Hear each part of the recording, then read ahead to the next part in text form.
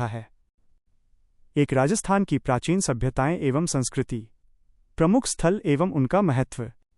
सिंधु सरस्वती सभ्यता, हड़प्पा सभ्यता। इतिहास में एक काल से दूसरे काल को विभाजित करने की कोई स्पष्ट सीमा नहीं खींची जा सकती है। ऐसा नहीं हुआ है कि एक दिन सुबह उठकर मानव ने पाषाण उपकरणों का प्रयोग बंद कर दिया और धातु का प्रयोग प्रारंभ कर दिया। यह परिवर्तन निरंतर चलने वाली प्रक्रिया के परिणाम स्वरूप होते हैं। मानव ने सबसे पहले जिस धातु का प्रयोग किया वो तांबा था, फिर कांस्य का प्रयोग करना सीखा और इसके बाद लोहे का। किंतु संपूर्ण विश्व या संपूर्ण भारत में इनका प्रयोग एक साथ प्रारंभ नहीं हुआ। तो इन धातुओं के आधार पर जो काल विभाजन है वो स्थूल अर्थात मोटा मोटा है। इतिहास पढ़ते समय इस तथ्य को हमेशा याद रखें। कालीबंगा, हनुमानगढ़। उत्तरी राजस्थान में प्राचीन सरस्वती और दृशद्वती नदियों के कांटे में वर्तमान घग्घर नदी किनारे हनुमानगढ़ - सूरतगढ़ क्षेत्र में सर्वेक्षण से अनेक ऐसे प्राचीन ऐतिहासिक और पुरातात्विक स्थलों का पता चला है। स्वतंत्रता से पूर्व रियासत काल में बीकानेर रियासत के अंतर्गत इटली के पुरातत्वविद डॉक्टर L.P. टैसीटोरी ने अपने ऐतिहासिक शोध सर्वेक्षण कार्य द्वारा इस क्षेत्र में 1 दर्जन से भी अधिक पुरास्थलों का पता लगाया, जहां से ताम्रपाषाणकालीन और शुंगकालीन बहुमूल्य पुरा संपदा प्रकाश में आई। कालीबंगा, रंगमहल, भद्रकाली, बड़ोपल इत्यादि पुरातात्विक स्थलों की खोज सर्वाधिक महत्वपूर्ण थी। कालीबंगा प्राचीन सरस्वती नदी घग्घर नदी के बाएं तट पर हनुमानगढ़ जिले में स्थित है। कालीबंगा का शाब्दिक अर्थ है काले रंग की चूड़ियाँ। कालीबंगा में पूर्व हड़प्पाकालीन तथा उत्तर हड़प्पाकालीन सभ्यता के अवशेष प्राप्त हुए हैं। इस स्थान का पता भारतीय पुरातत्व विभाग के निदेशक A.N. घोष ने 1951-1952 ई में लगाया था। 1961-69 ई के बीच तक 9 सत्रों में भारतीय पुरातत्व विभाग ASI के B.K. Thapar J.V. Joshi M.D. Kher K.M. Srivastava S.P. Jain तथा B.B. लाल निदेशक के निर्देशन में इस स्थल की खुदाई की गई। यहाँ उत्खनन 5 स्तरों तक किया गया, जिसमें प्रथम एवं द्वितीय स्तर सिंधु सभ्यता से प्राचीन एवं तीसरा, चौथा एवं 5वां स्तर सिंधु सभ्यता के समकालीन माना जाता है। कालीबंगा स्वतंत्र भारत का दूसरा पुरातात्विक स्थल है, जिसका स्वतंत्रता के बाद उत्खनन किया गया। कालीबंगा से एक दुर्ग, बेलनाकार मोहरे, फर्श पर अलंकृत ईंटों का प्रयोग, तांबे का बैल, जुते हुए खेत, दापरी भाग में एक ही खेत में 2 फसलें एक साथ उगाने का साक्ष्य, लकड़ी की नाली, स्वास्तिक का चिन्ह, बेलनाकार तंदूर, गोल कुओं, नालियों, धूप में पक्की ईंटों के मकानों व धनी लोगों के आवासों के अवशेष प्राप्त हुए हैं। अन्य हड़प्पा स्थलों की तरह कालीबंगा भी 2 भागों में विभाजित था - पूर्व भाग नगर व पश्चिमी भाग दुर्ग। घग्घर नदी के बाएं किनारे पर स्थित कालीबंगा से जुते हुए खेत के अवशेष मिले हैं, जो 4 से 3000 4000 BC - 3000 BC ईसा पूर्व का अनुमानित किया गया है।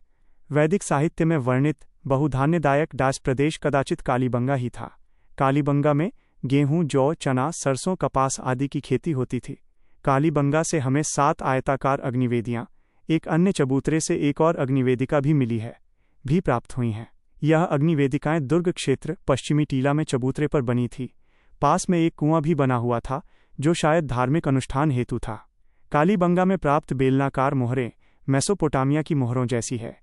यदि हड़प्पा और मोहनजोदड़ो को हड़प्पा सभ्यता की 2 राजधानियां माना जा सकता है, तो दशरथ शर्मा के अनुसार कालीबंगा को सैंधव सभ्यता की तीसरी राजधानी कहा जा सकता है। कालीबंगा उत्खनन की एक महत्वपूर्ण उपलब्धि यह भी है कि इसने सैंधव लिपि की पहचान करने के प्रयास को एक दिशा प्रदान की है। यहाँ से प्राप्त एक सैंधव लिपि युक्त मृदपात्र मिट्टी का बर्तन पर लिपि की ओवरलैपिंग ने यह सिद्ध कर दिया है कि यह लिपि दाएं से बाएं ओर लिखी जाती थी। यहाँ से प्राप्त मिट्टी के बर्तन लाल रंग के हैं, जिन पर काली व सफ़ेद रंग की रेखाएं खींची गई हैं। बर्तनों पर फूल पत्तियों के अलंकरण के साथ साथ मछली, कछुए, बत्तख एवं हिरन की आकृतियां भी चित्रित की जाती थीं। कालीबंगा से मिली माटी की वृषभाकृति तो कला कौशल की दृष्टि से विशेष रूप से उल्लेखनीय है। इस वृषभ की यह विशेषता है कि इसका नाथ पब्लिकेशन C1। क्या आप चाहेंगे कि मैं इस टेक्स्ट से जुड़ी कोई महत्वपूर्ण जानकारी या परीक्षा के लिए उपयोगी नोट्स तैयार कर दूं?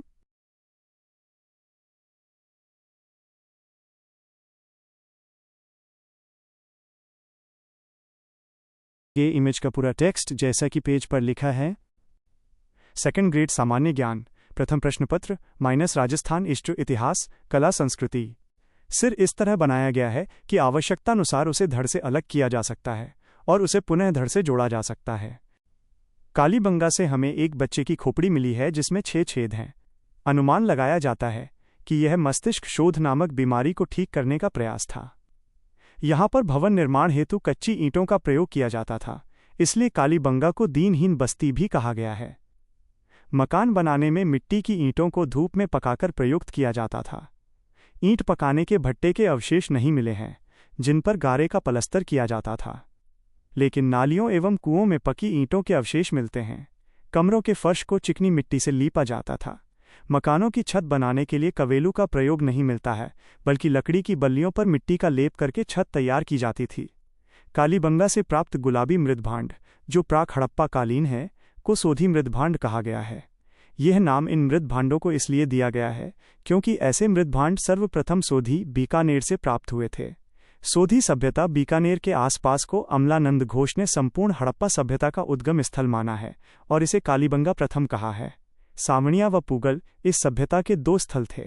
कालीबंगा में शवों की अंत्येष्टि की 3 विधियां पूर्ण समाधिकरण, आंशिक समाधिकरण एवं दाह संस्कार प्रचलित थी। यहाँ से हमें युग्म शवाधान व प्रतीकात्मक शवाधान के साक्ष्य भी प्राप्त हुए हैं। कालीबंगा से हमें दोहरे, परकोटे व भूकंप के प्राचीनतम प्रमाण भी प्राप्त होते हैं। राज्य सरकार ने कालीबंगा में प्राप्त हुए पुरावशेषों के संरक्षण हेतु यहाँ पर 1985-86 एक संग्रहालय की स्थापना की है। यद्यपि संग्रहालय के प्रवेश द्वार पर स्थापन वर्ष 1983 लिखा है। आहड़ सभ्यता, उदयपुर। ताम्र सभ्यता के रूप में प्रसिद्ध यह सभ्यता आयड़ बेड़च नदी के किनारे स्थित थी। चूंकि आहड़ सभ्यता बनास नदी के आसपास विकसित हुई थी, अतः इसे बनास सभ्यता भी कहा जाता है। प्राचीन शिलालेखों में आहड़ का पुराना नाम ताम्रवती मिलता है। 10वीं व 11वीं शताब्दी में इसे आघाटपुर अथवा आघाट दुर्ग के नाम से जाना जाता था।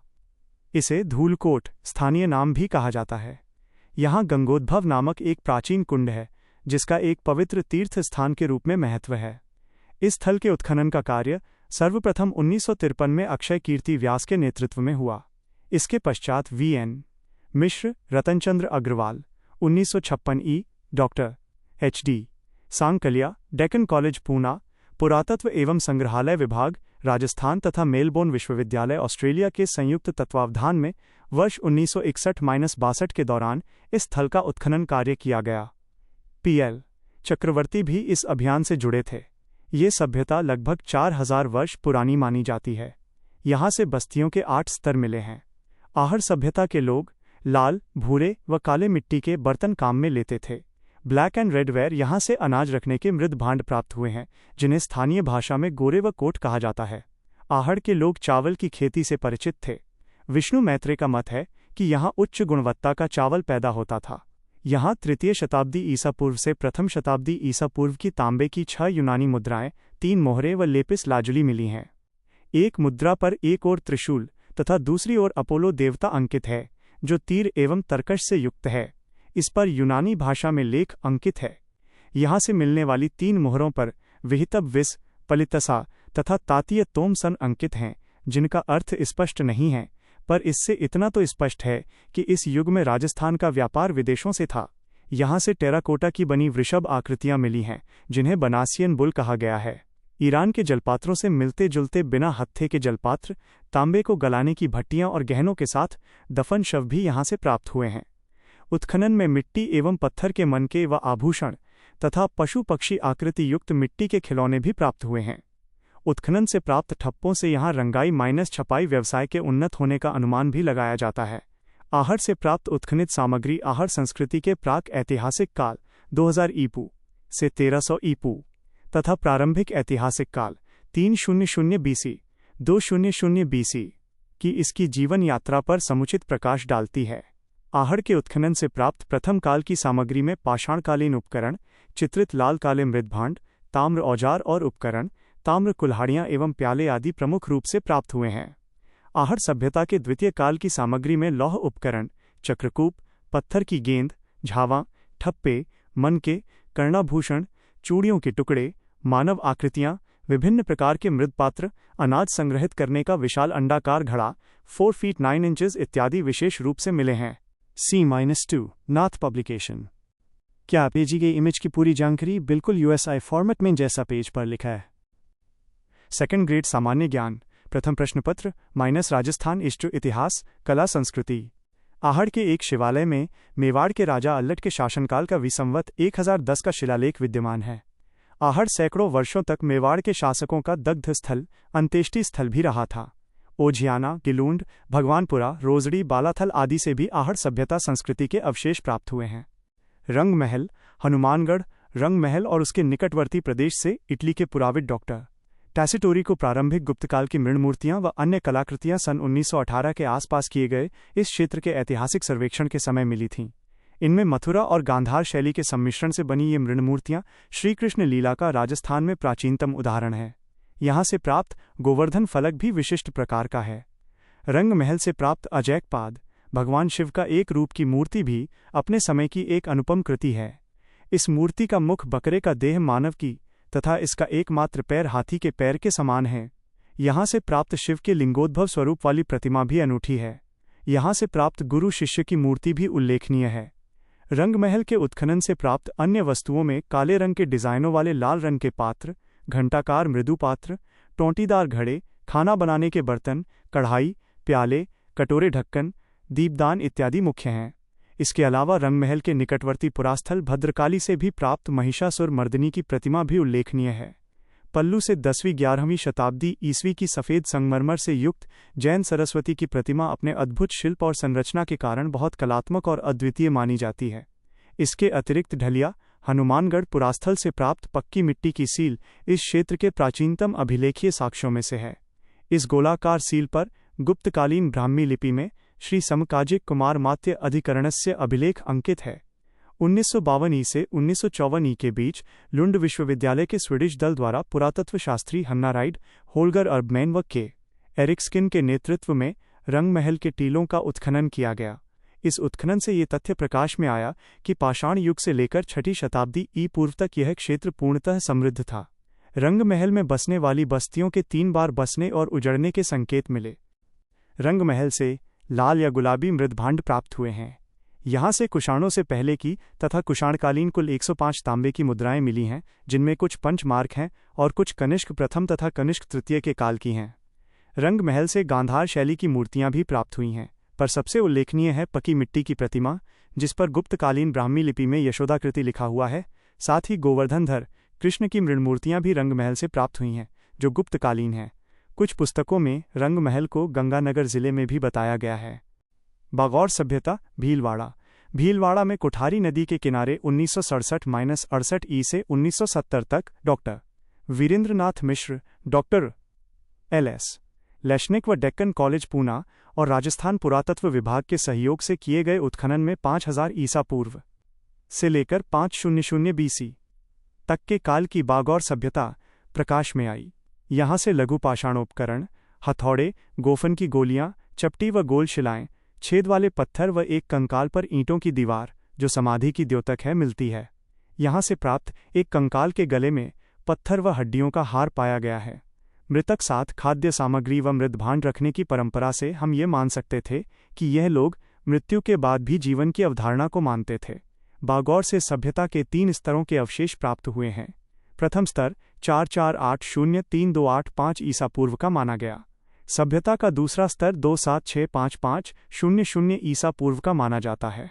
बागौर सभ्यता का तीसरा स्तर 500 BC से 4वीं सदी तक का माना जाता है।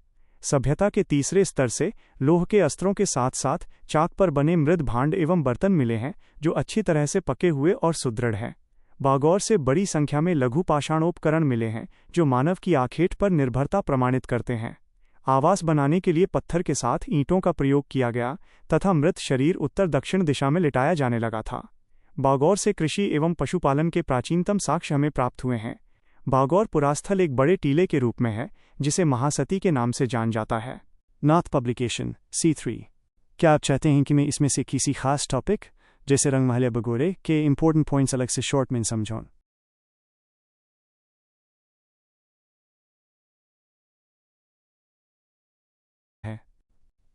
सेकंड ग्रेड सामान्य ज्ञान, प्रथम प्रश्नपत्र - राजस्थान इष्ट इतिहास, कला संस्कृति। ओझियाना, ब्यावर। आहड़ संस्कृति से संबंधित पुरास्थल ओझियाना ब्यावर जिले में स्थित है। इस पुरास्थल का उत्खनन सन 1999-2000 में B.R. मीणा व आलोक त्रिपाठी द्वारा किया गया था। जहां आहड़ सभ्यता के अन्य स्थल नदी के किनारे फले फूले, वहीं ये पहाड़ी पर स्थित था। यहाँ से कॉर्नेलियन, फियांस तथा पत्थर के मनके, शंख एवं ताम्र की चूड़ियाँ तथा अन्य आभूषण भी मिले हैं। ओजियाना से गाय व बैल की मृणमूर्तियाँ प्राप्त हुई हैं, जिन पर सफ़ेद रंग का अंकन है। ये सभ्यता 2000 ईसा पूर्व के आसपास आबाद थी। लाछुरा, भीलवाड़ा। लाछुरा में 1998-99 में उत्खनन कार्य B.R. मीणा के निर्देशन में S.C. सरन, कुंवर सिंह व B.R. सिंह द्वारा किया गया। यहाँ से प्राप्त पुरा अवशेषों को 4 कालों में बांटा जा सकता है: पूर्व बौद्धकाल, मौर्यकाल, शुंग व कुषाणकाल। ये 700 BC से 200 ई तक आबाद था। यहाँ से मानव व पशुओं की मृणमूर्तियाँ, लोहे का चाकू, तांबे की चूड़ियाँ, मिट्टी की मोहरें जिन पर ब्राह्मी लिपि के 4 अक्षर अंकित है, व तांबे की चूड़ियाँ, ललितासन में नारी की मृण मूर्ति मिली है। लौहयुगीन संस्कृति। बैराठ, कोटपुतली बहरोड। इस स्थल की प्रारंभिक और सर्वप्रथम खोज का कार्य 1837 ई में कैप्टन बर्ड द्वारा किया गया।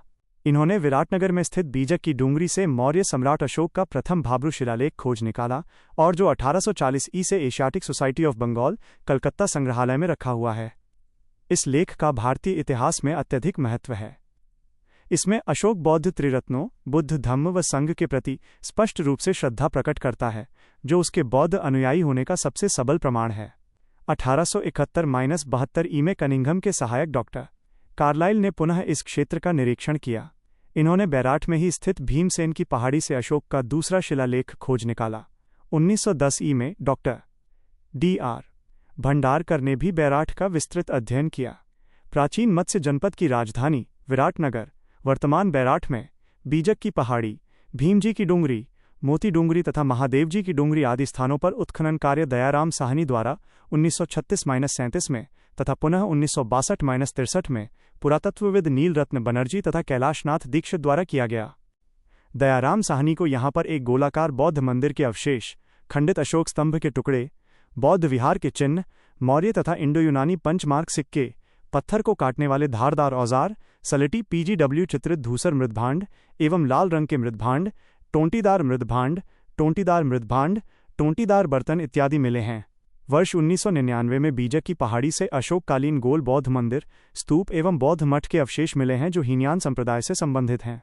जयपुर के शासक सवाई रामसिंह के समय यहाँ से एक स्वर्ण मंजूषा भी प्राप्त हुई है, जिसमें भगवान बुद्ध के अस्थि अवशेष थे। ये सभी अवशेष मौर्ययुगीन हैं। बैराठ के चारों ओर पत्थरों की प्रचुरता के बावजूद यहाँ के भवनों, मठों, स्तूपों व मंदिरों के निर्माण में ईंटों का प्रयोग किया गया। इन ईंटों की बनावट मोहनजोदड़ो की ईंटों के समान है। यहाँ 6-7 कमरों का एक खंडहरनुमा भवन मिला है, जिसे पुरातत्ववेत्ता बौद्ध मठ मानते हैं। यहाँ के उत्खनन में चांदी की 8 पंचमार्क और इंडो ग्रीक यूनानी शासकों की 28 मुद्राएं मिली हैं, जो बैराठ पर यूनानी अधिकार को प्रमाणित करती हैं। यह मुद्राएं सूती कपड़े में बांधकर एक भांड में रखी हुई थीं। इन 28 में से 16 मुद्राएं यूनानी शासक मिनेंडर की मानी जाती है। बैराठ के उत्खनन से मिट्टी के बने पूजा पात्र, थालियाँ, लोटे, मटके, खप्पर, कुंडियाँ, घड़े आदि मिले हैं, लेकिन लोहे व तांबे की कलाकृतियाँ नहीं मिली हैं। ऐसा माना जाता है कि हूण आक्रांता मिहिरकुल ने बैराठ को विध्वंस कर दिया था। सन 634 में हुएनसांग विराटनगर आया था। उसने यहाँ बौद्ध मठों की संख्या 8 लिखी थी। वह यहाँ के बैल व भेड़ों की प्रसिद्धि का भी उल्लेख करता है। विराटनगर की ग्रेनाइट पहाड़ियों की कंदराओं, बीजक की पहाड़ी, भीमजी की डूंगरी एवं गणेश डूंगरी में भारतीय लिपि विज्ञान की रहस्यमयी शंख लिपि के प्रचुर संख्या में प्रमाण प्राप्त हुए हैं। बैराठ में आदि मानव के आवास स्थल शैलाश्रय प्रचुर संख्या में खोज निकाले गए हैं। इसके अलावा यहाँ से 700-600 ईसा पूर्व के मृदपात्र, मन के नारी मूर्तियाँ, प्राचीन काल के आहत सिक्के, इंडो ग्रीक सिक्के, दिल्ली सल्तनत और मुगल काल के सिक्के मिले हैं। गोलाकार बौद्ध मंदिर के अवशेष पुरातत्ववेत्ता दयाराम साहनी ने सन 1936 में बैराठ में उत्खनन कार्य करवाया था। तब उन्हें वहां एक गोलाकार बौद्ध मंदिर अथवा चैत्य के अवशेष मिले थे। C4 च्यवन प्रकाशन। क्या आप चाहते हैं कि मैं इस जानकारी के आधार पर आपके लिए कुछ महत्वपूर्ण प्रश्न एमसास्ट HD रूप में लिखा गया है। बैराठ का इतिहास और महत्व। बौद्ध विहार के चिन्ह, मौर्य तथा इंडो यूनानी पंचमार्क सिक्के भी मिले हैं। बैराठ में 16वीं शताब्दी में निर्मित एक पार्श्वनाथ मंदिर विद्यमान है। इस मंदिर परिसर में उत्कीर्ण शक संवत 1509-1587 ई के एक शिलालेख से उक्त मंदिर के निर्माण तिथि की जानकारी मिलती है। बैराठ में विक्रम संवत 1743-1686 ई का एक सती शिलालेख भी एक छतरी में स्थापित है। ऐसा माना जाता है कि पांडवों ने बैराठ, महाभारत काल में मत्स्य जनपद के शासक विराट की राजधानी था, में अज्ञातवास बिताया था। यहाँ से प्राप्त कीचक का महल व भीमताल, द्रौपदी की प्यास बुझाने हेतु भीम द्वारा निर्मित तालाब इसकी पुष्टि करते हैं। कीचक, जो विराट नगर के शासक की पत्नी का भाई था, भीम के हाथों मारा गया था। बैराठ का मुगल दरवाजा।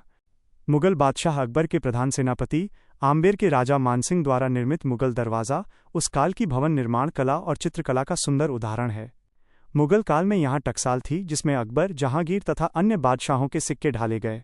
बैराठ बादशाह अकबर का मनपसंद शिकारगाह था, जहां आमेर के राजा मानसिंह प्रथम द्वारा निर्मित लिए आलिशान मुगल दरवाज़ा अकबर के शिकार के समय ठहरने हेतु अतिथि गृह आज भी उसके विगत वैभव की कहानी कहता है।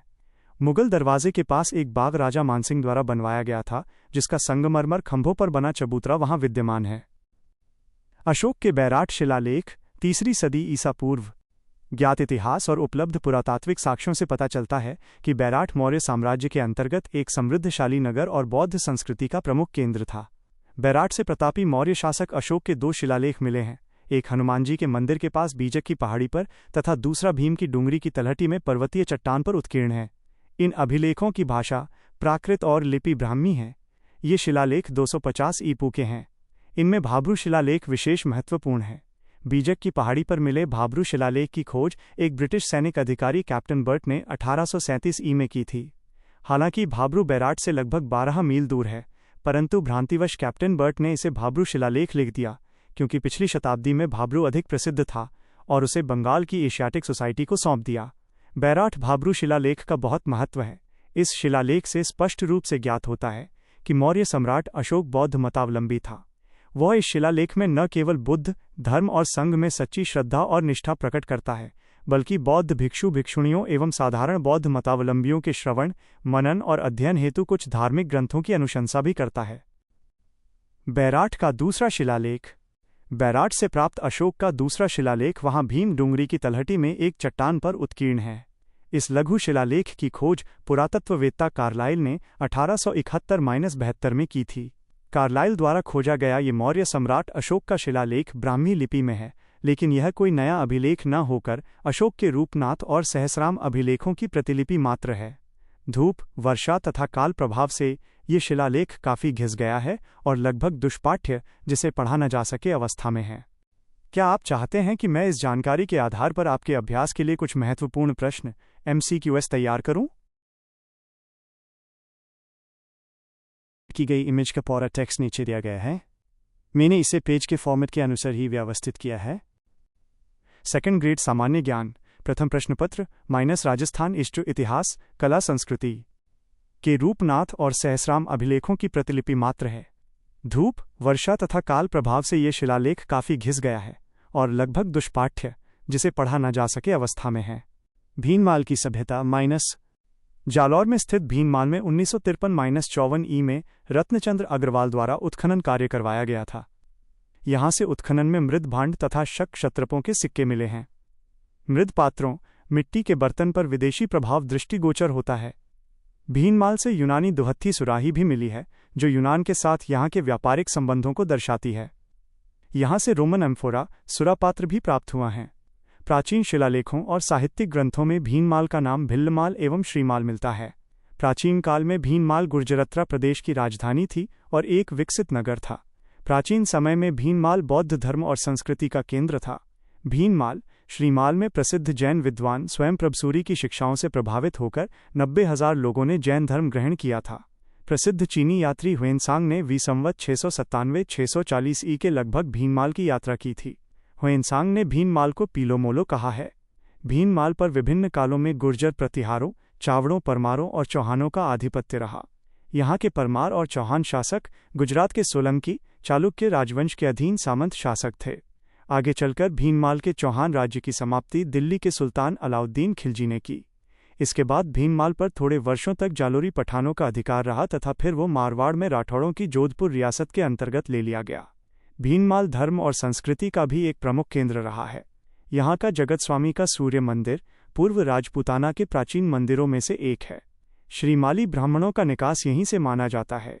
गिलुंड सभ्यता - राजसमंद जिले में स्थित गिलुंड कस्बे में बनास नदी तट पर 2 टीलों के, जिसे स्थानीय लोग मोड़िया मगरी कहते हैं, उत्खनन के फलस्वरूप आहड़ संस्कृति से जुड़ी गिलुंड सभ्यता प्रकाश में आई थी। 1957-58 ई में बीबी लाल के निर्देशन में यहाँ उत्खनन किया गया। तत्पश्चात 1998 से 2003 ई के मध्य पुणे के डॉक्टर वीएस शिंदे एवं पेंसिल्वेनिया विश्वविद्यालय, अमेरिका के प्रो ग्रेगरी पोशल के निर्देशन में यहाँ उत्खनन किया गया। उत्खनन से यहाँ पर ताम्रयुगीन सभ्यता के अवशेष मिले हैं, जिसका समय 1900-1700 ईसा पूर्व निर्धारित किया गया है। गिलुंड से 5 प्रकार के मृदभांड मिले हैं, सादे, काले, पालिशदार, भूरे, लाल और काले चित्रित मृदभांड। गिलुंड से मिट्टी के खिलौने, हाथी, ऊंट, कुत्ते आदि, पत्थर की गोलियां, ताम्र के बने अस्त्र एवं हाथी दांत की चूड़ियों के अवशेष मिले हैं। आहड़ व गिलुंड दोनों में अनेक समानताएं हैं, परंतु सबसे बड़ा अंतर यह है कि आहड़ में भवन निर्माण कार्य में पक्की ईंटों के प्रयोग का कोई उदाहरण नहीं मिला है, जबकि गिलुंड में इनका प्रचुर मात्रा में उपयोग किया गया है। इसी तरह आहड़ में निर्मित मिट्टी के बर्तनों को ज्यामितीय अलंकरणों से सज्जित किया गया है, परंतु गिलुंड के बर्तनों पर प्राकृतिक अलंकरण भी मिलते हैं। गणेश्वर की सभ्यता, सीकर गणेश्वर सीकर जिले के अंतर्गत कांतली नदी के उद्गम पर ताम्रयुगीन संस्कृति का महत्वपूर्ण स्थल है। रत्नचंद्र अग्रवाल के निर्देशन में हुए उत्खनन से यहाँ से 2800 ईसा पूर्व की सभ्यता के अवशेष मिले हैं। गणेश्वर से प्रचुर मात्रा में ताम्र आयुध व उपकरण मिले हैं, जो इसे ताम्रयुगीन सभ्यताओं में प्राचीनतम सिद्ध करते हैं। यहाँ से प्राप्त ताम्र उपकरणों व पात्रों में 99% तांबा है, जो इस क्षेत्र में ताम्र की प्रचुर प्राप्ति का सबूत है। यहाँ से काले व नीले रंग से अलंकृत मृदपात्र मिले हैं। इन्हें कृपशवर्णी मृदपात्र कहा गया है। गणेश्वर से प्राप्त मछली पकड़ने के कांटों से इस बात की संभावना लगती है कि उस काल में कांतली नदी में अथाह पानी था। गणेश्वर के उत्खनन से पत्थर से बने मकानों के अवशेष भी मिले हैं, जिससे प्रकट होता है कि उस समय यहाँ के निवासियों में एक स्थान पर मकान बनाकर वहाँ बसने की प्रवृत्ति पनपने लगी थी। इस पुरास्थल से छोटे प्याले भी मिले हैं। अनुमान है कि इनका प्रयोग मध्य पात्र के रूप में होता होगा। गणेश्वर भारत की ताम्र सभ्यताओं की जननी माना जाता है। यहाँ से तांबा हड़प्पा व मोहनजोदड़ो को भेजा जाता था। गणेश्वर सभ्यता को पुरातत्व का पुष्कर भी कहा गया है। पत्थर से बने बांध व दोहरी पेचदार शिरे वाली पिन भी गणेश्वर से प्राप्त हुए हैं। C6 नाथ पब्लिकेशन। क्या आप चाहते हैं कि मैं इनमें से किसी विशेष सभ्यता सिविलाइजेशन के बारे में आपको विस्तार से समझाऊं?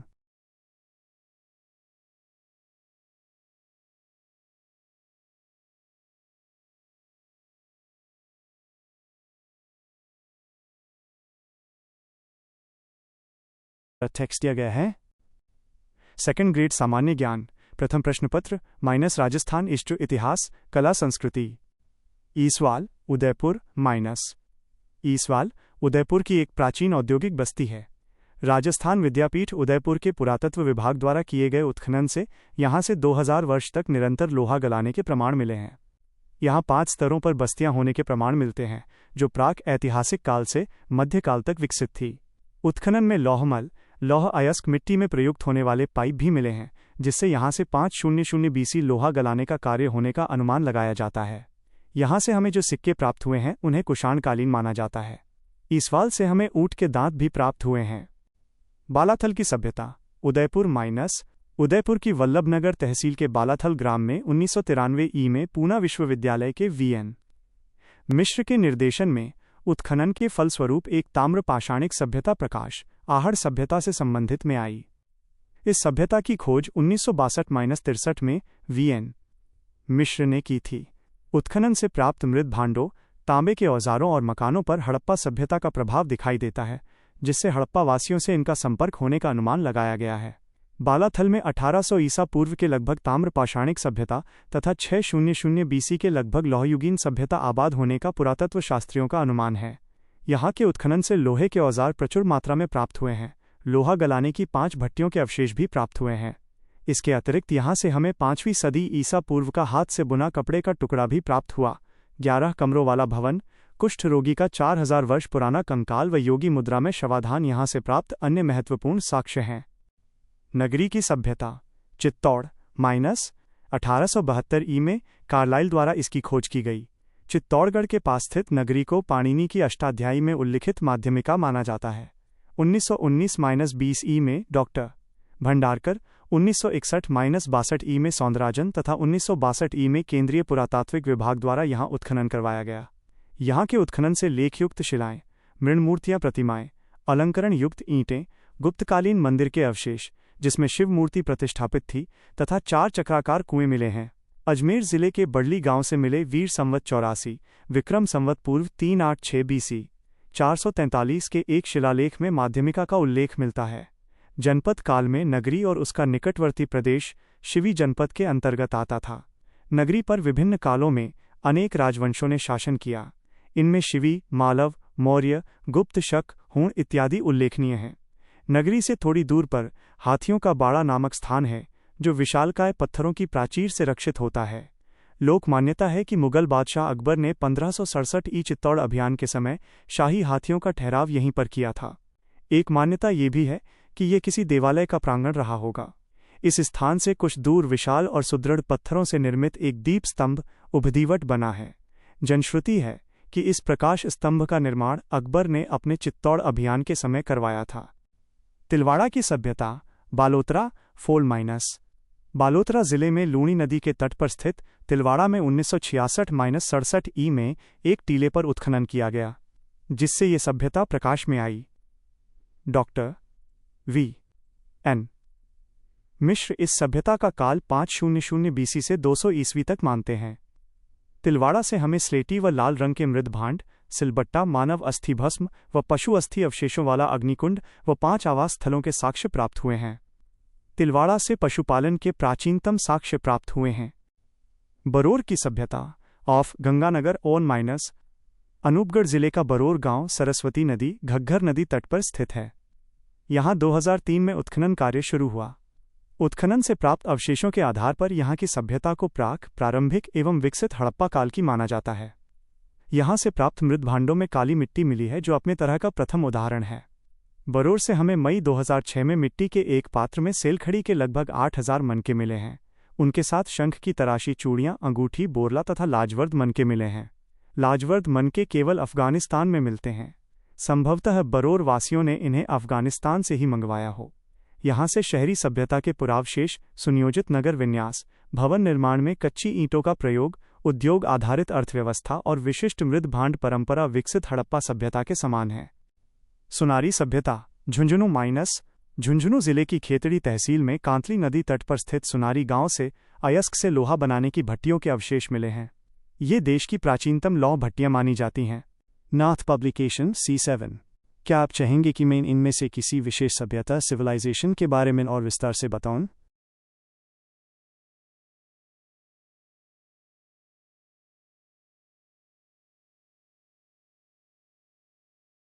इमेज का पूरा टेक्स्ट उसी क्रम और फॉर्मेट में जैसा पेज पर लिखा है। सेकंड ग्रेड सामान्य ज्ञान, प्रथम प्रश्नपत्र माइनस राजस्थान इष्ट इतिहास, कला, संस्कृति। यहाँ से मातृदेवी की मृणमूर्तियां तथा चाक से बने काले रंग के मृद पात्र मिले हैं जिन्हें कुषाणकालीन माना जाता है। ऐसा अनुमान लगाया जाता है कि यहाँ की बस्ती वैदिक आर्यों ने बसाई थी। यहाँ से प्राप्त घोड़े व चावल के अवशेष इस तथ्य की पुष्टि करते हैं। सुनारी से हमें शंख की चूड़ियां, लोहे के तीर, मिट्टी व पत्थर के मनके भी प्राप्त हुए हैं। इस पुरास्थल से प्राप्त अन्य महत्वपूर्ण वस्तुओं में पत्थर और मिट्टी के मनके, खेलने की मोहरें, अस्थियों से बने उपकरण, बालकों की खिलौना गाड़ी, बैलगाड़ी के पहिए, कुबड़दार बैल, बौद्ध मांगलिक चिन्ह, लोहे की कुल्हाड़ी इत्यादि उल्लेखनीय हैं। नोह की सभ्यता, भरतपुर माइनस। भरतपुर जिले के नोह गांव में 1963-64 ई में रत्नचंद्र अग्रवाल के निर्देशन में हुए उत्खनन से ताम्रयुगीन सभ्यता प्रकाश में आई। रेडियो कार्बन तिथि के आधार पर ये अवशेष 1100 से 900 BC के माने गए हैं। नोह से प्रस्तर की विशालकाय यक्ष प्रतिमा, जाख बाबा और चुनार के चिकने पत्थर के टुकड़े मिले हैं जिन पर मौर्यकालीन पॉलिश है। साथ ही यहाँ से लोहे के कृषि संबंधी उपकरण एवं 16 चक्रकूपों के अवशेष भी प्राप्त हुए हैं। नोह से हमें 5 सांस्कृतिक युगों के अवशेष प्राप्त होते हैं। यहाँ से प्राप्त मृद भांडों में काले एवं लाल मृद भांडों, ब्लैक एंड रेड वेयर का अपना विशिष्ट महत्व है। यहाँ से कार्षपणानी मृदपात्र प्राप्त हुए हैं। हुविस्क व वासुदेव, कुषाण शासक के सिक्के भी मिले हैं। यहाँ से हमें पक्की ईंटों तथा सिक्कों, कुषाण शासक हुविस्क व वासुदेव के प्रमाण भी प्राप्त हुए हैं। सबसे महत्वपूर्ण तथ्य यह है कि नोह से हमें ताम्रयुगीन, वैदिक कालीन तथा महाभारत कालीन सभ्यता के अवशेष प्राप्त हुए हैं। जोधपुरा की सभ्यता, कोटपूतली बहरोड माइनस। कोटपूतली बहरोड जिले में साबी नदी तट पर स्थित जोधपुरा गांव में 1972-75 ई में आरसी अग्रवाल व विजय कुमार के नेतृत्व उत्खनन कार्य किया गया। उत्खनन में गैरिक रंग के पानी पीने के पात्र, कपिशवर्णी मृदपात्र कटोरे, तश्तरियों तथा लोहा गलाने की भट्टियों के अवशेष मिले हैं। इस सभ्यता का समय 2500 ईपू से 200 ई तक का स्वीकार किया जाता है। नलियासर की सभ्यता जयपुर जयपुर जिले में सांभर के निकट नलियासर गांव में उत्खनन के फलस्वरूप आहत मुद्राएं, उत्तर इंडोसैसेनियन सिक्के, कुषाण शासक हुविस्क, इंडो ग्रीक, यौधेय गण एवं गुप्तयुगीन चांदी के सिक्के मिले हैं। टी.एच. हैंडले का मत है कि यह स्थान बौद्ध धर्म का केंद्र था। यहाँ से प्राप्त उत्खनन सामग्री इस संस्कृति को 3री सदी ईसा पूर्व से 6ठी शताब्दी तक का सिद्ध करती है। नलियासर से प्राप्त 105 कुषाणकालीन सिक्के, सोने का बना सिंह का सिर इसे विशिष्ट स्थान प्रदान करती है। नगर की सभ्यता टोंक जिले में स्थित नगर के उत्खनन से 6000 मालव सिक्के मिले हैं। इन सिक्कों की खोज कार्लाइल ने की थी। महाभारत में उल्लिखित मालवों की राजधानी कारकोट नगर का समीकरण इससे किया जाता है। नगर के उत्खनन कार्य से कृष्णदेव तथा उनके बाद के.वी. सौंदरराजन जुड़े थे। यहाँ से लाल रंग के मृदभांड एवं अनाज भरने के कलात्मक मटकों के अवशेष तथा विभिन्न कलात्मक वस्तुएं, आभूषण, लौह उपकरण, मिट्टी के बर्तन, मुद्राएं एवं प्रतिमाएं मिली हैं। नगर से हमें शुंगकालीन कामदेव रति व इंद्र इंद्राणी की प्रतिमाएं भी प्राप्त हुई हैं। नगर के उत्खनन से गुप्तोत्तरकालीन स्लेटी पत्थर से बनी महिषासुर मर्दिनी की प्रतिमा, एकमुखी शिवलिंग, गणेश, दुर्गा, लक्ष्मी आदि की प्रतिमाएं मिली हैं। रैड की सभ्यता टोंक जिले की निवाई तहसील में स्थित रैड में 1938 ई में दयाराम साहनी व के.एन. पुरी द्वारा उत्खनन करवाया गया।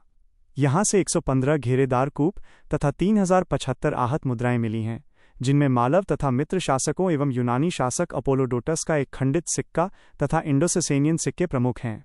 यहाँ से प्राप्त सीसे की एक मोहर पर मालव जनपद ब्राह्मी लिपि में अंकित है, जो यहाँ मालव आधिपत्य को सिद्ध करता है।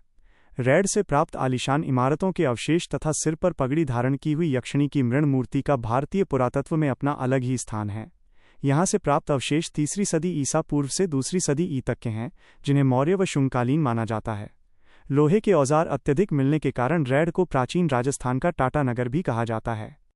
क्या आप चाहते हैं कि मैं इन सभ्यताओं से जुड़े मुख्य तथ्यों के आधार पर आपके लिए कुछ अभ्यास प्रश्न MCQs तैयार करूं?